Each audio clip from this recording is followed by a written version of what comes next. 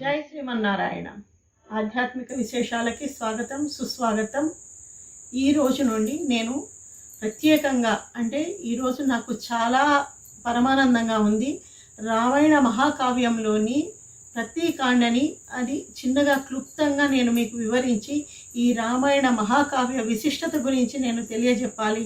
ఎంతమంది ప్రేక్షకులు నేను చెప్పిన ఈ ప్రవచనాన్ని వింటారో కొద్దిగా చెప్తాను, మీ అందరికీ అర్థమయ్యేటట్టుగా. ఒక 7-8 ఎపిసోడ్లలో కంప్లీట్ చేస్తాను నేను. ఎవరైతే ప్రేక్షకులు ఈ రామాయణ మహాకావ్యాన్ని నా ప్రవచనాన్ని వింటారో వారందరికీ ఆయురారోగ్య ఐశ్వర్యాలు భగవంతుడు ప్రసాదించాలని కోరుకుంటున్నాను. ఈ జన్మకు నాకు ఇది కూడా ఒక మోక్ష కారణంగా భావిస్తున్నాను నేను. తప్పకుండా ప్రతి ఒక్కరూ వినాలి. ముందుగా గణపతిని ప్రార్థన చేసుకుందాం. వక్రతుండ మహాకాయ కోటి సూర్య సమప్రభ నిర్విఘ్నం కురుమే దేవ సర్వకార్యేషు సర్వదా. స్వామి విఘ్నరాజ, ఈ రామాయణ మహాకావ్యాన్ని పద్ధతిగా నేను చెప్పే ప్రతి మాట వినేవారి హృదయానికి హత్తుకునేటట్లుగా చేయి తండ్రి. ఓం గం గణపతియే నమః. శ్రీరామచంద్రుడంటే ఏదో పుక్కిటి పురాణాల్లోని కల్పిత వ్యక్తి కాదు. ఆయన సాక్షాత్తు భగవంతుడు. ఆయన ఎప్పుడైతే భూమిపైన ధర్మం నశిస్తుందో ఆ సమయంలో ఆయన భగవంతుడే సాక్షాత్ అవతారం ఎత్తి ధర్మాన్ని రక్షించిన గాథలు ఎన్నో చరిత్రలో మనం చదువుకున్నాం.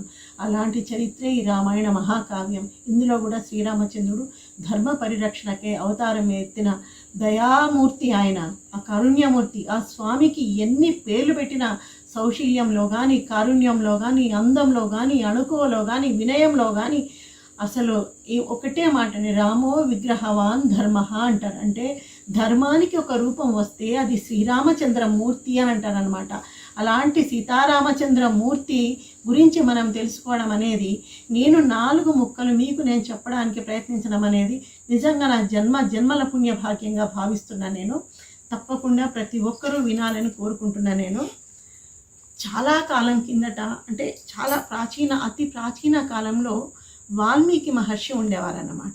ఆయన గురించి నేను కొద్దిగా క్లుప్తంగా చెప్తాను నేను. వాల్మీకి మహర్షి ఉండేవారు.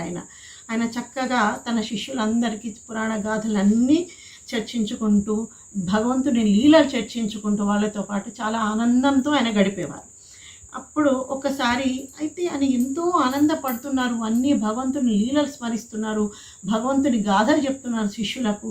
కానీ ఎక్కడో ఆయనకి ఇంకా నేను భగవంతుని గురించి ఇంకేమన్నా చెప్పాలి, ఏదో నా మనసుకు వెళితి అని చెప్పేసి ఆయన ఎప్పుడూ అనుకునేవారు. అలాంటి సమయంలో ఒక్కసారి అన్ని లోకాలన్నీ చుట్టుతూ నారద మహర్షి ఆయన దగ్గరకు వచ్చారన్నమాట. రాగానే వెంటనే ఒకటే గుర్తుపెట్టుకోండి, రామాయణంలో ప్రతి అక్షరం పరమ పవిత్రం, ప్రతి పని పరమ పవిత్రం. ఆ రామాయణం మనకు భరత జాతికి ఒక వరం అన్నమాట. ఇందులో నేను చెప్పే ప్రతి మాటను మన జీవితానికి మీరు అన్వయించుకోండి. పెద్దవాళ్ళు వస్తే చిన్నవాళ్ళు ఎట్లా లేచి నిలబడతారు, ప్రతి ఒక్కటి నేను ప్రతిదీ మొత్తం చెప్పాలంటే ఎన్ని ఎపిసోడ్లు అయినా సరిపోదు.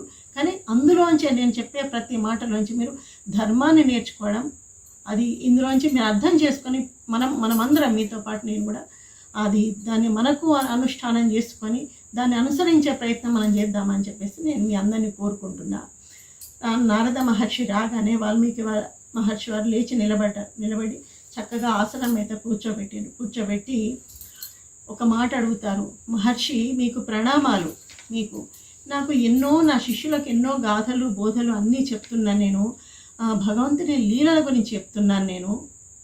పద్ధతి ప్రకారంగా సంప్రదాయబద్ధంగా ఆయనకు నారదుల వారికి అర్ఘ్యపాద్యాదులన్నీ ఇచ్చి సముచితంగా సత్కరించి అప్పుడు వాల్మీకి మహర్షి నారదుల వారితో అంటున్నారు ఏమని, ఓ నారద మహర్షి, ఈ భూలోకంలో సకల సద్గుణాలతో సంపూర్ణంగా శోభిల్లుతున్న వాడెవడు? నాకు వారి గురించి తెలుసుకోవాలని ఉంది. ఎలాంటి వాడై ఉండాలి అంటే, అందరిలోనూ అత్యంత ఘనుడు, విద్వాంసుడు, శక్తిమంతుడు, బుద్ధిమంతుడు, సత్యవ్రతుడు, కృతజ్ఞుడైన వాడెవడు? నిష్కలంకలమైన సౌశీల్యం కలిగి సకల జీవకోటి యొక్క సంక్షేమం కోసం యథార్థంగా పాటుపడుతున్న వాడెవడు? తనకు తానే సాటి లేనివాడు, ప్రజ్ఞానిధి, అత్యంత సౌందర్యమయ రూపంతో విరాజిల్లేవాడు, క్రోధానికి కానీ అసూయకు కానీ ఎన్నడూ లోబడనివాడు, ఆగ్రహించినప్పుడు మాత్రం దేవతలకు సైతం వెన్నులో వణుకు పుట్టించేవాడెవడు? ముల్లోకాలలో ఎవరికైనా సరే రక్షించగల మహాపరాక్రమవంతుడెవడు?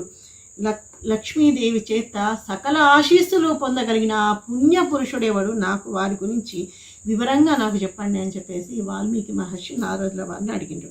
అడగగానే అప్పుడు నారద మహర్షి ఇలా సమాధానం ఇచ్చింది. ఏమని అంటే, ఓ ఋషివరేణ్య, ఓ వాల్మీకి మహర్షి, ఇక్ష్వాకు రాజవంశంలో దశరథ మహారాజు తనయునుగా ఆవిర్భవించిన శ్రీరామచంద్రుడు అనేవాడు చక్కటి రాజపుంగవుడు. ఆయన సకల దివ్య లక్షణ శోభితుడు. ఆయన సకల ఐశ్వర్యాలతో కూడుకున్నవాడు. తన ఇంద్రియాలపై సంపూర్ణమైన నిగ్రహం కలవాడు. అపరిమితమైన శక్తులకు ఆయన అధిపతి. అలాంటి శ్రీరాముడు ఆజానుబాహు. ఆయన జన్మ వృత్తాంతం నేను మీకు అన్ని వివరంగా చెప్తానని చెప్పేసి నారద మహర్షి చెప్పారన్నమాట. చెప్పిన తర్వాత ఇంకా శ్రీరాముడి గురించి అన్ని రకాలుగా, ఆ రామరాజ్యంలో ప్రజలు ఎట్లా ఉండేవాళ్ళు, ఆ రామరాజ్యంలోనంట స్త్రీలకు వైధవ్యం వచ్చేది కాదంట. ప్రతి ఒక్కరు అంటే బ్రాహ్మణ, క్షత్రియ, వైశ్య, శూద్రులు అంటే 4 వర్ణాల వాళ్ళు కూడా వాళ్ళ వృత్తులలో పరస్పరం ఒకరికొకరు సహకరించుకుంటూ ఎలాంటి ఈతి బాధలు లేకుండా, కరువు కాటకాలు లేకుండా రామరాజ్యం అంటే చరిత్ర ఉన్నంతకాలం రామరాజ్యం నిలిచిపోతుంది. అలా రామరాజ్యంలో అలా ఉండేవాళ్ళంట వాళ్ళందరూ. కాబట్టి ఈ రామరాజ్యం గురించి ఇంత చక్కగా వివరించి నారద మహర్షి వాల్మీకి మహర్షికి చెప్పి వెళ్ళిపోతారు. వెళ్ళిపోయిన తర్వాత ఆ వాల్మీకి మహర్షి ఆలోచించుకుంటూ భగవంతుని గుణగణాలను ఎలా ఉంటుందో, ఆ రామరాజ్యం ఎలా, నాకు ఇవన్నీ ఎలా తట్టాలి, నేను ఒక అద్భుతమైన ఒక రచన చేయాలి, నాకు ఏదో తపన అంటే ఒక అద్భుతమైన మహాగ్రంథానికి ఆ గొప్ప ఆ మహర్షి లోపల నుండి ఒక అంతర్లీనంగా ఒక ఆవేదన కలుగుతుందన్నమాట. అంటే మనకు తెలియదు, ఒక అద్భుతం జరిగే ముందు మనలో కూడా ఒక అంతర్మథనం ఉంటుందన్నమాట. అది భగవంతుని కృప ఉంటే మాత్రమే ఇది సాధ్యమవుతుందండి. అది ఒకటి గుర్తుపెట్టుకోవాలి మీరు. తర్వాత ఆయన అలా శిష్య పరివారాన్ని తీసుకొని అట్లా బయటికి వెళ్ళారు. ఆయన బయటికి వెళ్ళిన తర్వాత ఒక దగ్గర ఆయన కూర్చున్నారు. ఎక్కడైతే ఆయన కూర్చున్నారో ఆ చెట్టు పైన 2 క్రౌంచ పక్షులు, 2 పక్షులు, ఆ ఆడపక్షి మగపక్షి చక్కగా వాళ్ళు సరదాగా మాట్లాడుకుంటూ ఆ 2 పక్షులు ముచ్చటించుకుంటూ విహారం చేస్తూ ఉన్నాయి. ఆ 2 పక్షులు విహారం చేస్తుంటే దూరం నుంచి ఒక వేటగాడు వాటిని చూసి ఒక బాణం వదిలాడు అనమాట. వేటగాని ప్రవృత్తి అది. బాణం వదిలేశాడనమాట. అంటే నేను మీకు ఇది ఎందుకు చెప్తున్నానంటే, చాలామందికి ఒక వేటగాడే ఒక బాణం వదిలేశాడు, అందులో నుంచి ఆ బోయవాడే వాల్మీకి అని చెప్పేసి ఒకటి ఉంది. కానీ వాల్మీకి రామాయణంలో అట్లా లేదు. వాల్మీకి వేరు, ఆ మహర్షి వేరు, ఈయన వేరు, వేటగాడు వేరు. ఆ బాణం వదలగానే అందులో నుంచి మగపక్షి విలవిలలాడుకుంటూ గిలగిలా కొట్టుకుంటూ కింద పడిపోయి మరణించిన తర్వాత ఆడపక్షి వేదన వర్ణనాతీతం. తన జంట తనకు దూరమైందని చెప్పేసి చాలా బాధపడుకుంటూ ఆ పక్షి గిలగిలా కొట్టుకుంటూ రోదిస్తుందన్నమాట. ఆ రోదిస్తున్నప్పుడు ఆ వాల్మీకి హృదయం అంతా ఇలా కరిగిపోయి ఆవేదనతోని ఆ వేటగాని చూసి, ఓయి నరాధమా, అంత చక్కగా విహరించే పక్షులు, జంటగా ఉన్న పక్షులు ఒక జంట విడదీయడానికి నీకెలా మనసొప్పింది? నువ్వు కూడా ఇలాగే ఆడపక్షి ఎలా గిలగిలా కొట్టుకుంటుందో నీవు కూడా జీవితంలో మనశ్శాంతి లేకుండా నువ్వు బ్రతికెదవుగాక అని చెప్పేసి శపిస్తారు. శపించిన తర్వాత కొద్ది క్షణాల్లోనే మహర్షి తేరుకుంటారన్నమాట. తేరుకొని, అయ్యో ఆ వేటగాడి ప్రవృత్తి అది కదా, అంటే వాడికి ఒక సంస్కారం అంటూ లేని వ్యక్తి కదా, కానీ నేను సంస్కారం ఉన్న వ్యక్తిని కదా, నా తపశ్శక్తిని అంతా ఉపయోగించి నేను నిరుపయోగం చేసుకున్నాను అతన్ని శపించి అని చెప్పేసి. అంటే సంస్కారవంతులు ఎవరైనా సరే వాళ్ళకి విపరీతమైన ఆవేశం వస్తుంది ఒకానొక సమయంలో, కానీ వాళ్ళంతటా వాళ్ళే అంతర్మథనం అన్నమాట. అయ్యో నేను ఆ రోజు అలా ఆవేశం రాకుంటే బాగుండు కదా, ఆ ఒక్క క్షణం నేను మనస్సుని కంట్రోల్ చేయించుకుంటే, నియంత్రణలో ఉంచుకుంటే ఇలా జరిగేది కాదు కదా అని చెప్పేసి బాధపడతారు. అలాంటి వాళ్ళే సత్పురుషులు, పద్ధతి గల వాళ్ళు అలా బాధపడతారనమాట. ఆ మహర్షి కూడా అట్లా బాధపడుతున్నారు, చాలా బాధపడుతుంటే అప్పుడు బ్రహ్మదేవుడు సాక్షాత్తు సత్యలోకం నుంచి, అంటే సాధు పుంగవులు సత్పురుషులకి బాధ కలిగిన, కోపం వచ్చినా ఏదైనా సరే భగవంతుడు కూడా వాళ్ళ మీద అనుగ్రహం కలుగుతుంది. అంటే భగవంతుడు కూడా వాళ్ళని మర్యాదపూర్వకంగా వాళ్ళ దగ్గరికి రావడం జరుగుతుంది ఆ భక్తుల దగ్గరికి.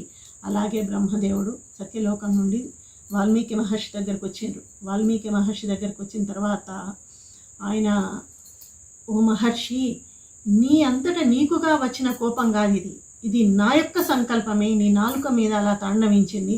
ఆ వేటగాని పైన ఏదైతే మీరు కోపావేశంలో అన్న మాటలో ఒక పెద్ద శ్లోకమే దాగి ఉంది. ఒక మహాకావ్యానికి, ఒక మహాకావ్య సృష్టికి ఇది పునాది వంటిది. ఇది మీ లోపల నుంచి వచ్చిన మాటలు.